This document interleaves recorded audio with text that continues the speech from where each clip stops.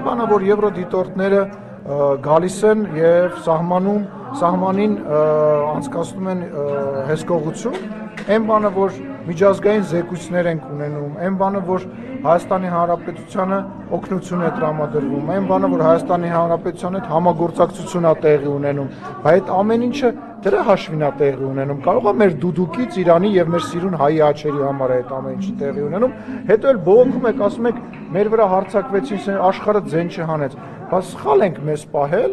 ինչ որ հարցերում, պատմության ընթացքում, կոնկրետ դեպք չեմ մատնանշում, հիմա ճիշտ ենք մեզ պահում եվրոպական ընտանիքի մարդու իրավունքների արժեքների, խոսքի ազատության արժեքների տրամաբանության մեջ ենք պահում, դրանից էլ եք բողոքում։ Ի՞նչն է դրանից բողոքելու պատճառն ու առիթը ուզում հասկանալ։ Բողոքելու պատճառ չկա։ Մենք ընդհանրապես ասում ենք, որ եթե Ադրբեջանը ինչ որ խախտումներ անում է, ասենք բանակցային գործընթացում, ինչու է Հայաստանը սրբորեն պահում բոլոր կանոնները։ Նախ եւ առաջ եկեք այտենց վստահ չլինենք, որ բոլորի ընկալմամբ հայկական կողմը իրեն սրբորեն է պահում, որովհետև նույն ադրբեջանական կողմը հակառակ կարծիքն ունի եւ բողոքում է եւ նեղ սրտում է